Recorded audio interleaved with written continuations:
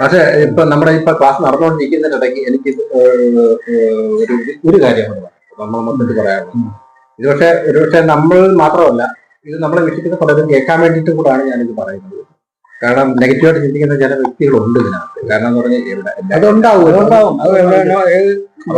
നമ്മള് ആക്ച്വലി നമ്മൾ തുടങ്ങിയെന്ന് പറഞ്ഞാൽ സൗഹൃദം, നമ്മുടെ കൂട്ടായ്മ അല്ലെങ്കിൽ നമ്മുടെ സുഹൃത്തുക്കൾ വീണ്ടും കണ്ടുമുട്ടിയപ്പോ അന്ന് നമ്മൾ കൊണ്ടു നടന്ന സംഭവം നമ്മൾ ഒന്നുകൂടെ ഓർമ്മപ്പെടുത്താൻ വേണ്ടിയിട്ട്, നമ്മളൊന്ന് പുതുക്കിയെടുക്കാൻ വേണ്ടിയിട്ട് നമ്മളായിട്ട് തുടങ്ങി. നമ്മളെ മനസ്സിന്റെ ഒരു സന്തോഷത്തിന് വേണ്ടി എന്റെ പറഞ്ഞ അങ്ങനെയാണ് ഞാൻ തുടങ്ങിയതാണ്.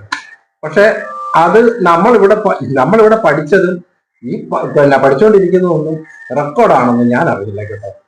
ആദ്യം നമ്മളില്ല, കാരണം ഇത് നമ്മുടെ കുടുംബത്തിന്റെ അക്കാഡമിയാണ്. ഇവിടെ ഇത് റെക്കോർഡ് ആണെന്ന് ഞാൻ അറിയത്തില്ലായിരുന്നു. ഇത് നമ്മുടെ പക്ഷെ അത് ഇപ്പോ റെക്കോർഡാണെന്ന് മനസ്സിലാക്കി അത് പുറത്ത് മറ്റു പലരും വീട്ടിൽ ചിലർക്ക് അതിനകത്ത് നെഗറ്റീവ് കമന്റ് വന്നത് കൊണ്ടാണ് ഇപ്പോ ഈ വേദിയിൽ ഞാൻ പറയാണ്ടിരുന്നത്.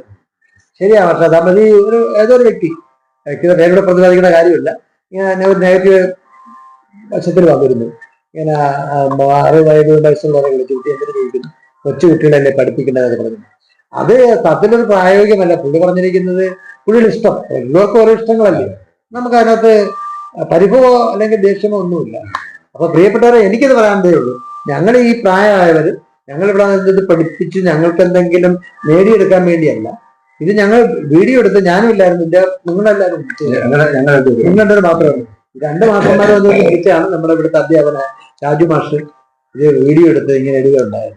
അപ്പൊ അത് നമുക്ക് സത്യത്തിൽ ഇപ്പൊ ഞങ്ങൾക്ക് ഒരു പ്രചോദനമാണ്. തീർച്ചയായിട്ടും ഞങ്ങൾക്ക് ഒരുപാട് കമന്റ്സ് വരുന്നുണ്ട്, നല്ല നല്ല കമന്റ്സുകൾ വരുന്നുണ്ട്, നല്ല നല്ല അഭിപ്രായങ്ങൾ വരുന്നുണ്ട്. പിന്നെ ഞങ്ങൾ ഈ പ്രായത്തിലും ഇങ്ങനെ തുടങ്ങിയതിന് വേണ്ടി നല്ല കാര്യമാണ് മാഷ്, അല്ലെങ്കിൽ നിങ്ങളുടെ നല്ല പാട്ടുകൾ ഞങ്ങൾക്ക് കേൾക്കാൻ കഴിയുമല്ലോ ശ്രുതിശുദ്ധമായി എന്നൊക്കെ പറഞ്ഞുകൊണ്ട് ഒരുപാട് കമന്റ്സ്. നല്ല ക്ലാസ് ആണെന്ന് പറയുന്നത്. നമ്മൾ മെയിനായിട്ട് ഇത് തുടങ്ങി വെച്ചത് ഞാൻ നേരത്തെ പറഞ്ഞിട്ടുണ്ട്. ഇപ്പൊ പ്രായം കഴിഞ്ഞവർക്ക് സംഗീതം പഠിക്കാൻ പറ്റുമോ എന്ന് എന്റെ കൂടുതൽ പറ്റത്തില്ല. ഞാൻ ഒന്നും പാടും, എനിക്കൊരു കഴിയത്തിലുള്ള ചിന്താഗതിയുള്ള ആൾക്കാരുണ്ട്. അവരൊക്കെ മുന്നോട്ട് വരട്ടെ. എന്നോട് പലർക്കും വിളിച്ച് ഇപ്പൊ തന്നെ എത്രയോ പേര് എന്റെ അടുത്ത് തന്നെ ഇപ്പൊ തന്നെ എറണാകുളത്ത് വിളിച്ചിട്ടുണ്ട്, തൃശ്ശൂരിൽ നിന്ന്, പത്തനംതിട്ട, ട്രിവാൻഡ്രം. ഓക്കെ, അത് മാഷോട് പറഞ്ഞിട്ടുണ്ട്. ഇവിടുന്നൊക്കെ പിന്നെ എനിക്ക് ഫോൺ വരുന്നുണ്ട്.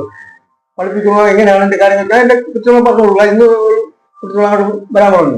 40 വയസ്സുണ്ട്. അല്ലാതെ എന്തുകൊണ്ടാണ് നമ്മുടെ ഈ ഒരു 40 വയസ്സായ ആള് പ്രത്യേകിച്ച് എന്റെ അടുത്ത് ചോദിച്ച്, പക്ഷെ എനിക്ക് 40 വയസ്സുണ്ട്, എനിക്ക് പാടാൻ കഴിയുമോ? ഞാൻ പറഞ്ഞു, പക്ഷെ ഇത് പ്രായ പ്രശ്നമല്ല. 60 വയസ്സുള്ള പഠിക്കുന്നുണ്ട്, 60 വയസ്സ് പ്രായമുള്ള പഠിക്കുന്നുണ്ട്. മാഷ് വാ, നമുക്ക് പാടി നോക്കാം, കാര്യങ്ങൾ നോക്കാം. തീർച്ചയായിട്ടും പറ്റുമെന്നുണ്ടെങ്കിൽ നമുക്ക് പോവാം. അങ്ങനെ വരുന്നുണ്ട്. തീർച്ചയായിട്ടും നമ്മളിപ്പം പുറത്തുനിന്ന്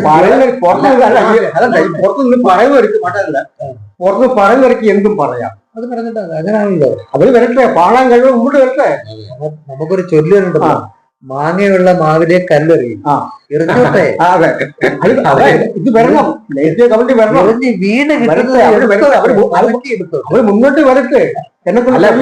വേറൊരു കാര്യമുണ്ട്, ഈ കുട്ടികളെ പഠിപ്പിക്കുന്ന കൂട്ടത്തില് മാഷിന് നമുക്കൊപ്പം കൂടെ സമയം ചെലവഴിക്കാൻ പറ്റുന്നുണ്ടെന്നുള്ളത് നമ്മുടെ ഒരു ഭാഗ്യമാണ്. തീർച്ചയായിട്ടും മാഷിന് ഇപ്പൊ നേരത്തെ അദ്ദേഹം പറഞ്ഞതുപോലെ കൊച്ചു കുട്ടികളെ ക്ലാസ് എടുത്തോണ്ടിരിക്കുമ്പോൾ നമുക്ക് വേണ്ടി കൂടെ എടുക്കാൻ സമയം കണ്ടെത്തി നമുക്ക് വേണ്ടി വളരെ വലിയ മനസ്സാണ്. അല്ല, ഇദ്ദേഹം വന്നപ്പോഴേ, പക്ഷെ എനിക്ക് 12 വയസ്സായി, എനിക്ക് കഴിയുമോ ഈ സംസാരം പാടാൻ?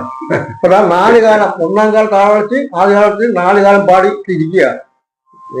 സമർപ്പിക്കണം. തീർച്ചയായിട്ടും അത് ഗുരുനാഥന്റെ കാലത്ത് നമ്മൾ ഞാൻ നേരത്തെ പറഞ്ഞ പ്രായം സംഗീതത്തിന് പ്രശ്നമല്ല. നമുക്ക് ശബ്ദം അനുകൂലമാണെങ്കിൽ, നമ്മൾക്ക് അനുകൂലമാണെങ്കിൽ നമുക്ക് പാടാം. തീർച്ചയായും അത് ഈ പാടാം. ഇത് 10 വയസ്സ് പുറത്തോട്ട് നിൽക്കുന്ന ആൾക്കാർക്ക് മുന്നോട്ട് വെക്കാൻ തീർച്ചയായിട്ടും. പക്ഷെ ഞാൻ ഒരു കാര്യം ചോദിക്കട്ടെ, നമ്മള് ഇത് പാഠം പഠിക്കാൻ പോയിരുന്ന സമയത്ത് സാറിന്റെ കച്ചേരികൾ പലപ്പോഴും നമ്മൾ ഒരുമിച്ച് പോയി കേൾക്കാൻ പോയി. അതിൽ എനിക്ക് ഏറ്റവും ഇഷ്ടപ്പെട്ട അല്ലെങ്കിൽ പൊതുജനത്തിന് ഏറ്റവും ഇഷ്ടപ്പെട്ട ഒരു കീർത്തനം എന്ന് പറയുന്നത് ക്ഷീരസാഗര. സാറിന്റെ എല്ലാ പ്രോഗ്രാം സാറാ പാടി ഒരുപാട് പ്രശംസ പിടിച്ചു വരുന്നത്. അതിനകത്ത് തന്നെ എനിക്ക് ഏറ്റവും ഇഷ്ടപ്പെട്ടത്, ഞാൻ ഒരുപാട് പ്രാക്ടീസ് ചെയ്യാനായിട്ടൊക്കെ പിന്നെ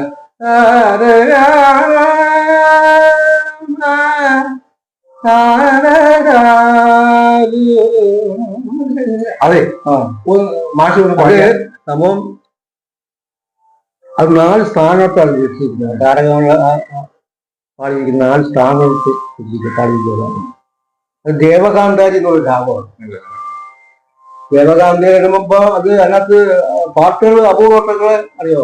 അത് നമ്മൾ സ്വാമി ലക്ഷ്മണ സ്വാമി ഒരു പാട്ട് കൊടുക്കുന്നു.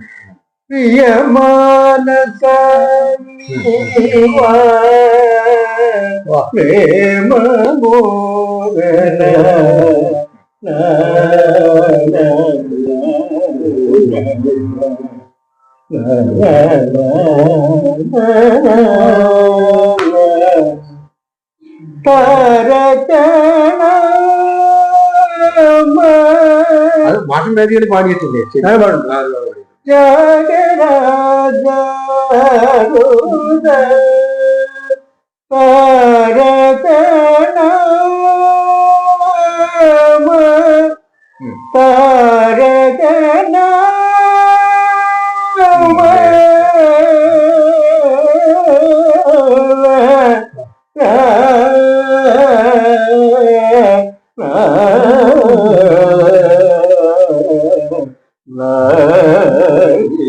അത് സ്വാമിയുടെ ഈ ഒരു പാട്ട് പഠിച്ച രാഗം പാടാം.